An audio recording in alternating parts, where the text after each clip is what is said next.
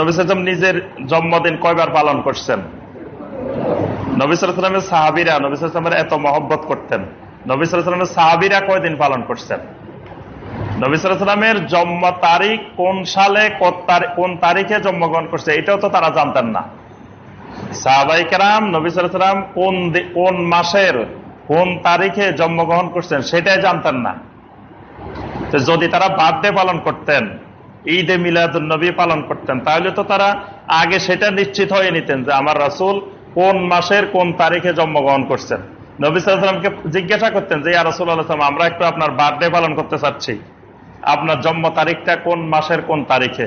আমরা ওই দিন একটা আরবীয় রীতি অনুসারে, ওই সময় তো আর কেক ছিল না, কেক থাকলে তো 50 কেজি 60 কেজির কেক, তো সেই সময় যা ছিল খেজুর দিয়ে হোক বা অন্য খাবার দিয়ে হোক একটু বার্থডে পালন করতেন। তো নবী সাল্লাল্লাহু আলাইহি ওয়াসাল্লামকে কোন সাহাবী জীবনে জিজ্ঞাসাও করেন নাই যে আপনার জন্ম তারিখটা কয় তারিখ। আচ্ছা, এটা তো বুঝলাম যে সময় নবী সাল্লাল্লাহু আলাইহি ওয়াসাল্লাম জন্মগ্রহণ করছেন সেই সময় নবী সাল্লাল্লাহু আলাইহি ওয়াসাল্লামের বাবা ছিলেন না, লিখে রাখেন নাই, বা সে সময় মা ছিলেন, মা তো খেয়াল করেন নাই, এরকম কিছু লিখে রাখেন নাই। যখন নবী সাল্লাল্লাহু আলাইহি ওয়াসাল্লাম ইন্তেকাল করেছেন তখন নবী সাল্লাল্লাহু আলাইহি ওয়াসাল্লামের স্ত্রীরা জীবিত, নবী সাল্লাল্লাহু আলাইহি ওয়াসাল্লামের মেয়ে জীবিত, নবী সাল্লাল্লাহু আলাইহি ওয়াসাল্লামের যারা নিজেদের প্রাণের চেয়ে নিজেদের জীবনের থেকে নবী সাল্লাল্লাহু আলাইহি ওয়াসাল্লামকে লক্ষ লক্ষ গুণ বেশি ভালোবাসতেন সেই নবী সাল্লাল্লাহু আলাইহি ওয়াসাল্লামের সাহাবীরা, হাজার হাজার সাহাবীরা জীবিত। সেই সাহাবীরা পর্যন্ত নবী সাল্লাল্লাহু আলাইহি ওয়াসাল্লাম কয় তারিখে মারা গেছেন সেটাও জানতেন না, সেটাও ভুলে গেছেন। পরবর্তীতে যখন ইতিহাস লেখা হচ্ছে, তারিখ রচনা হচ্ছে, তখন এবার নবী সাল্লাল্লাহু আলাইহি ওয়াসাল্লাম কয় তারিখে মারা গেছেন, কোন মাসের কোন তারিখে, সেইটা নিয়ে 10-12টা মত। তো এখানে তো এত মত হওয়ার প্রশ্ন আসে না, এখানে তো একটাই থাকবে মত, কারণ সবার সামনে মারা গেছেন, তারা জানাজা পড়লেন, তারা দাফন করলেন, তারাই জানান না যে নবী সাল্লাল্লাহু আলাইহি ওয়াসাল্লাম কোন মাসের কোন তারিখে মারা গেছেন। 10-12টা মতামত।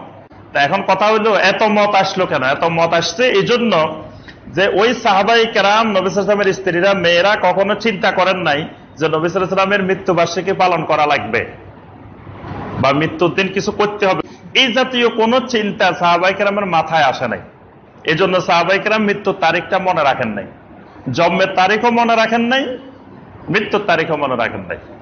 এই কথাটাই এখানে ওনারা বলতেছেন যে এই জাতীয় বিষয় সাহাবায়ে কেরাম নবী সাল্লাল্লাহু আলাইহি ওয়াসাল্লামের যুগে তো ছিলই না, ওয়ালা ফি আহদি খুলাফা আর রাশিদিন, খুলাফায়ে রাশিদিনের যুগেও ছিল না, ওয়ালা ফিল কুরুনি সালাসা আল্লাতী শাহিদ আলাহা নবী সাল্লাল্লাহু আলাইহি ওয়াসাল্লাম বিল খায়র, যেই কুরুনে সালাসার কথা নবী সাল্লাল্লাহু আলাইহি ওয়াসাল্লাম বলছেন যে খায়রুল কুরুনি কারনি সুম্মাল্লাযিনা ইয়ালুনাহুম সুম্মাল্লাযিনা ইয়ালুনাহুম, যে সর্বশ্রেষ্ঠ যুগ আমার যুগ, তারপরের যুগ, তারপরের যুগ, এই 3 যুগেও ছিল না। তো সুতরাং ফাহিয়া মিনাল বেদাহ আল মুহদাসা, সুতরাং এই জাতীয় যা কিছু তৈরি করা হয়েছে এগুলো সব নতুন তৈরি করা শরীয়ী বেদাত। ওয়া কুল্লু বেদাতিন দালালাহ, আর প্রত্যেক বেদাতই হলো গোমরাহি। এগুলা নবী সাল্লাল্লাহু আলাইহি ওয়াসাল্লামের মহব্বতের আবরণে গোমরাহি বেদাত, মানে মহব্বতের আবরণে, উপরের দিক মনে হচ্ছে এটা মহব্বত, কিন্তু আসলে এটা মহব্বতের আবরণে বেদাত।